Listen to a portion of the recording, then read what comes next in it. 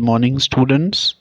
In our last class, we have discussed the physical properties of metal, right? And non-metals. Now, today we are going to discuss the chemical properties of non-metals. Okay. What are the chemical properties? The chemical properties means that when the non-metals react with several kind of chemicals, then what kind of reactions takes place, what kind of products we get, that all things we are going to study now. Okay, first of all we are going to study that what happens when the metals and non-metals react with oxygen. Okay, जब metals oxygen के साथ react करते हैं तो क्या होता है वो देखते हैं. Metals react with oxygen and form oxides. Okay, when a particular metal reacts with oxygen, then it forms oxide. Students, as you can see that here Mg is the magnesium, O2 means oxygen. So when magnesium reacts with oxygen, then here magnesium oxide is formed, right? So similarly जब कोई भी metal oxygen से react करता है तो as a product we will get the oxide of that particular metal.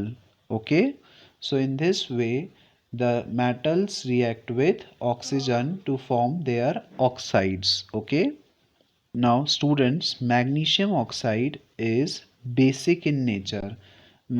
Students, we know that there are two things, that is acid and base, right? हमने ये चीज़ें पढ़ी हैं कि एसिड्स क्या होते हैं, बेस क्या होते हैं. Okay, so magnesium is generally basic in nature. और बेसिक इन नेचर होने का मतलब क्या कि मैग्नीशियम ऑक्साइड का जो पीएच वैल्यू होती है वो 7 से अबोव होती है, राइट? जो मैग्नीशियम ऑक्साइड की पीएच वैल्यू होती है वो 7 से अबोव होती है. It means magnesium oxide is basic in nature and it possesses all the properties of bases, right? Now SO2 मतलब sulphur dioxide reacts with H2O मतलब water. ठीक है, here SO2 is sulfur dioxide and H2O means water. तो जब SO2 और H2O आपस में react करते हैं तो H2SO3 बनता है. H2SO3 मतलब sulfurous acid.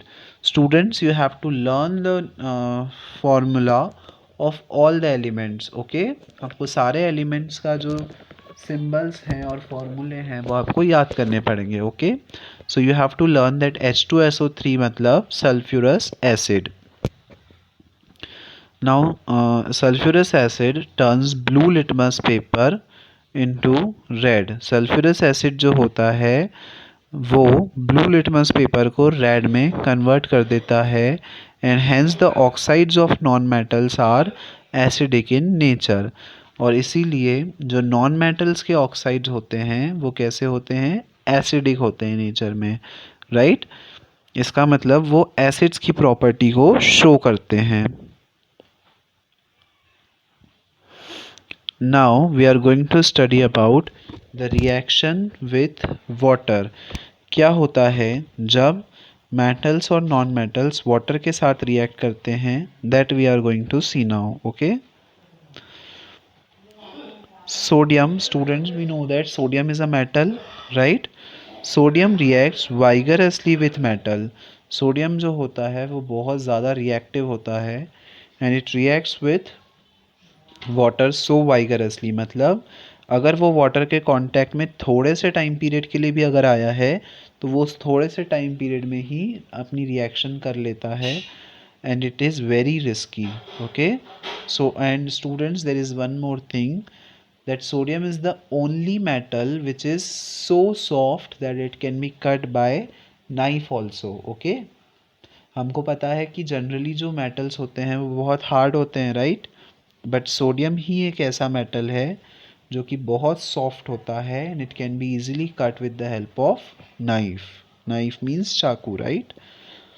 Also sodium is very reactive and it reacts vigorously with water. Some other metals do not do so. जो दूसरे मेटल्स होते हैं वो ऐसे नहीं होते हैं, वो इतने ज़्यादा रिएक्ट नहीं करते हैं वाटर के साथ, बट उनमें जो रिएक्शन होती है वो स्लो होती है, it is time taking, right. For example जो आयरन है, जब आयरन वाटर के साथ रिएक्ट करता है तो एकदम से तो उसमें जंग नहीं लग जाती है ना, वो जंग लगने में टाइम लगता है, राइट। यहाँ पे दिया है iron react slowly with water, एकदम से तो उसमें रस्टिंग नहीं हो जाती है, जंग नहीं लग जाती है, जो जंग लगने में टाइम लगता है, इसका मतलब it do not react vigorously but it takes some time. But sodium जो है वो वाइगरसली रिएक्ट करता है और it is very harmful reaction. Generally, non-metals do not react with water, though they may be reactive in air. Generally जो non metals होते हैं वो वाटर के साथ रिएक्ट नहीं करते हैं। फॉर एग्जांपल प्लास्टिक हो गया, वुड हो गया, ये सारी चीज़ें वाटर के साथ रिएक्ट नहीं करती हैं, राइट। बट वो किसके साथ रिएक्ट करती हैं? एयर के साथ। जनरली जो नॉन मेटल्स होते हैं वो रिएक्ट करते हैं एयर के साथ, बट वाटर के साथ नहीं करते हैं। Such non metals are stored in water, और ऐसे नॉन मेटल्स चूँकि वो वाटर के साथ रिएक्ट नहीं करते हैं इसलिए हम उनको वाटर में स्टोर कर सकते हैं, क्योंकि उनको वाटर में स्टोर करेंगे तो उनको कोई भी इम्पैक्ट नहीं होगा, कोई भी हार्म नहीं होगा, राइट। बट अगर हम मेटल को वाटर में स्टोर करेंगे तो it may be harmful for them. Now इसका एग्जांपल है phosphorus. Phosphorus is such a non-metal which can be stored in water. Why? Because it is not so reactive with water, and it do not cause, the water do not cause any harm to phosphorus. Hence, phosphorus can be stored in the water. Okay.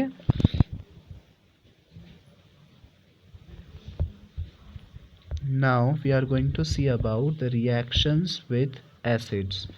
What happens when the metals and non-metals react with acids, that we are going to see. Okay. Non metals do not react with acids. जो generally जो non metals होते हैं वो acids के साथ react नहीं करते हैं। ओके।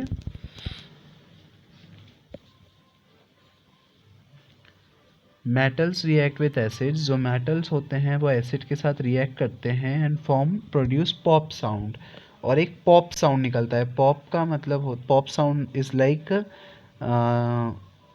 एक पॉपिंग साउंड होता है जब मेटल्स और एसिड्स आपस में रिएक्ट करते हैं। ओके। इसका एग्जांपल हमारे पास गिवन है that copper reacts with sulphuric acid. जब हम कॉपर को सल्फ्यूरिक एसिड के साथ रिएक्ट करवाते हैं तो इन दैट केस ये रिएक्शन होती है और उसके साथ में एक पॉप साउंड निकलता है, एक पॉपिंग साउंड निकलता है, राइट। जैसे जो क्रैकर्स होते हैं, क्रैकर्स में से भी कुछ क्रैकर्स में से भी पॉपिंग साउंड निकलता है जिनको हम तड़तड़ी बोलते हैं, राइट। या कुछ फुलझड़ियाँ भी ऐसी आती हैं जिसमें से जो चमक वाली फुलझड़ियाँ आती हैं, राइट, उनमें से भी पॉपिंग साउंड निकलता है। सो बेसिकली जब मेटल्स एसिड्स के साथ रिएक्ट करते हैं तो उनमें से भी पॉपिंग साउंड निकलता है। ओके।